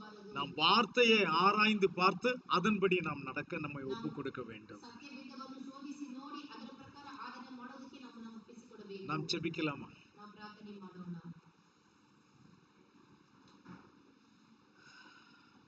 எங்கள் பரலோக பிதாவே, இந்த நல்ல வேளைக்காக உமக்கு நன்றி செலுத்துகிறோம். தேவரீர் உம்முடைய வார்த்தை கொண்டு எங்களோடு பேசினீர் என்று நாங்கள் விசுவாசிக்கிறோம் ஐயா. Our Heavenly Father, we thank you for this wonderful time. We believe that you spoke to us through your word, Father. அப்பா, நாங்கள் வசனத்தை கேட்கிறவர்களாக மாத்திரம் இல்லாமல் அந்த வார்த்தையின்படியே நாங்கள் செயல்படுகிறவர்களாகவும் காணப்பட எங்களுக்கு நீர் கிருபை செய்யும் அப்பா. Father, enable us to be the doers of your word and not just hearers of your word, Father. யாரெல்லாம் உம்மை நோக்கி கூப்பிடுகிறார்களோ, எங்களை சரியான பாதையில் நடத்தும் என்று கதறுகிறார்களோ, அவர்களுடைய வேண்டுதலின் சத்தத்தை அப்பா நீர் கேட்பீராக. Father, whoever is calling upon you and cries to you, Father, I pray, Father, you reveal the truth to every one of them. அவர்களும் சத்தியத்தை அறிந்தவர்களாய் உம்மை ஆராதிக்கும்படி நீர் அவர்களுக்கு உதவி செய்வீராக. Father, help them to worship you knowing the truth, Father. வந்திருக்கிற ஒவ்வொருவரையும் பேர் பேராய் தனித்தனியாய் நீர் ஆசீர்வதித்தரும். Bless everyone by name and by family, Father. எல்லா துதியும் கனமும் மகிமையும் ஒருவருக்கே செலுத்துகிறோம்.